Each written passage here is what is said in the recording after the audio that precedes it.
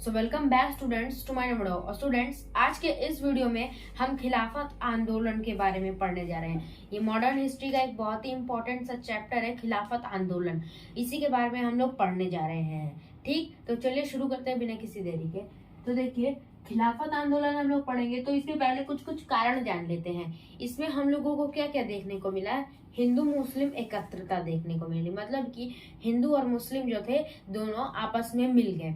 ठीक, और वहीं बंगाल विभाजन जो हुआ था उसमें हिंदू और मुस्लिम दोनों अलग अलग देखने को मिले। तो देखिए, पहले इसमें लखनऊ समझौता हुआ। इसमें एक अहम मुद्दा है जिसमें हिंदू और मुस्लिम एक हो गए। 1916 में लखनऊ समझौता हुआ था, जिसमें मुस्लिम लीग और कांग्रेस जो थी, इसमें इन दोनों के बीच में समझौता हुआ था लखनऊ में कि देखिए, आपका जो मुस्लिम होंगे वो ना, भले हम मुस्लिम और हिंदू आपस में लड़ेंगे, आपस में चाहे जो करें, मगर कोई भी दोनों में से ना मुस्लिम ना हिंदू उस अंग्रेजों का वो करेंगे, साथ देंगे। क्यों? क्योंकि अगर देखिए, हम सब एक ही देश के हैं और किसी बाहर वाले देश का हम क्यों साथ दें जब वो हमारे ऊपर कब्जा किए रखा है। इसीलिए उन लोगों ने लखनऊ समझौता रखा, जिसमें अगर कांग्रेस और अंग्रेजों की लड़ाई हो गई तो मुसलमानों को कांग्रेस का साथ देना पड़ेगा, और अगर मुसलमानों की हो गई तो कांग्रेस देगा। मतलब कि आपस में भले ही चाहे जो करना है हम लोग करेंगे, मगर कभी दुश्मन का साथ नहीं देंगे। ठीक, अंग्रेज हमारे दुश्मन थे। और इसमें एक और था जिसमें Rowlatt act and Jallianwala Bagh जो हत्याकांड हुआ था 1919 में। इसी के वजह से कुछ ये भी रीजंस ये देता है जिसके कारण क्या हुआ था, खिलाफत आंदोलन हुआ था। खिलाफत आंदोलन का सबसे मुख्य कारण है प्रथम विश्व युद्ध का खत्म होना। जैसे प्रथम विश्व युद्ध खत्म हुआ था, तो देखिए, प्रथम विश्व युद्ध में दो ग्रुप थे। एक मित्र देश थे और एक थे शत्रु देश। ठीक, एक फर्स्ट ग्रुप में ब्रिटेन और अमेरिका थे, दूसरे में जर्मनी, ऑस्ट्रिया और ऑटोमन साम्राज्य था।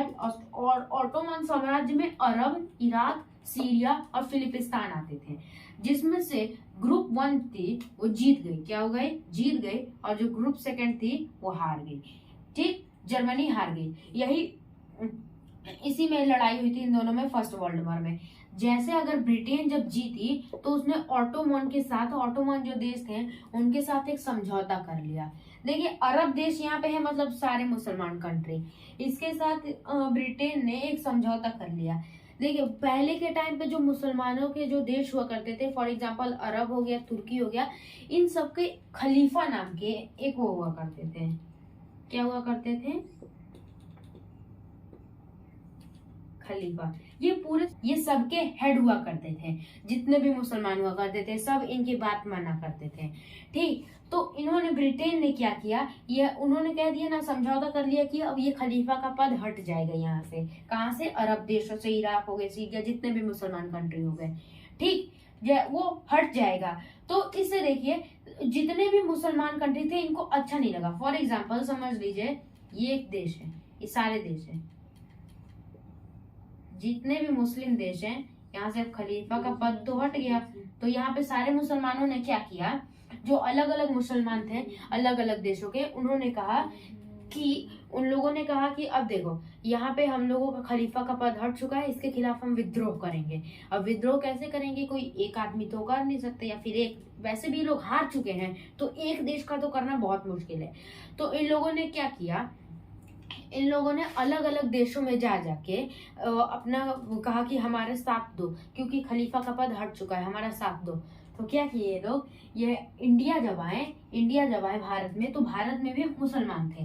तो इन लोगों ने कहा, तो किसने मदद की इन लोगों की? मुसलमानों की किसने मदद की? अली बंधुओं ने मदद की। अली बंधुओं ने कहा, हाँ, हम तुम्हारी मदद करेंगे खलीफा का पद वापस लाने में। ठीक, तो इसका उन लोगों ने, अली बंधुओं ने एक खिलाफत समिति गठन की। खिलाफत समिति ये क्या की? इन लोगों ने गठन की। तो खिलाफत समिति का गठन किसने किया? अली बंधुओं ने किया, जिसका सम्मेलन सबसे पहली बार दिल्ली में किया गया। और इसके अध्यक्ष कौन रहे? महात्मा गांधी। देखिए, इसमें खिलाफत आंदोलन में क्या होता, मुस्लिम और हिंदू दोनों आपस में एकजुट होके मिल गए थे। देखिए, महात्मा गांधी ने क्या कहा, महात्मा गांधी को अध्यक्ष इसलिए बनाया गया क्योंकि वो सबको साथ लेकर चलते थे। असली लीडर वो होता है जो कि सबको साथ लेकर चलता है, और महात्मा गांधी सबको साथ लेकर चला करते थे, इसलिए इनको अध्यक्ष बनाया गया, जिसका पहला सम्मेलन दिल्ली में हुआ। कहाँ हुआ? दिल्ली में। गठन किसने किया? अली बंधुओं ने किया। ठीक, और अब इसके कुछ मुद्दे थे। ठीक, इसके कुछ मुद्दे थे। इसके क्या क्या मुद्दे थे कि जितने भी पवित्र स्थल होंगे उन पर ब्रिटेन का कोई अधिकार नहीं होगा। जैसे कि आपके मॉस्क्यू हो गया, मॉस्क्यू जैसे कि जो आपके मस्जिद हो गए, यहाँ पे कोई भी जो मुसलमान होंगे, मुसलमानों का कोई अधिकार नहीं होगा। और जितने भी ऑटोमन देश थे, उनसे जो उन पे कब्जा किया गया था, उनके क्षेत्रों को ब्रिटेन वापस कर दे। किनको? ऑटोमन देशों को वापस कर दे इसकी। ठीक, और ऑटोमन साम्राज्य का प्रधान खलीफा ही रहेगा। ठीक, इसका मतलब खिलाफत आंदोलन के ये 3 इंपॉर्टेंट थे जिसको हम मानना था अंग्रेजों को। ठीक ना, ये शर्तें थी, मान के चलिए शर्तें थे, 3 शर्तें थी।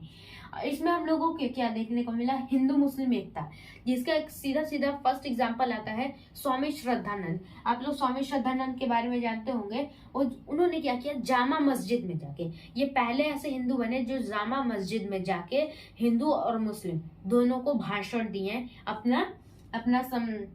जामा मस्जिद में जाके हिंदू और मुस्लिमों को भाषण दिए और गायत्री मंत्र को बताते हुए।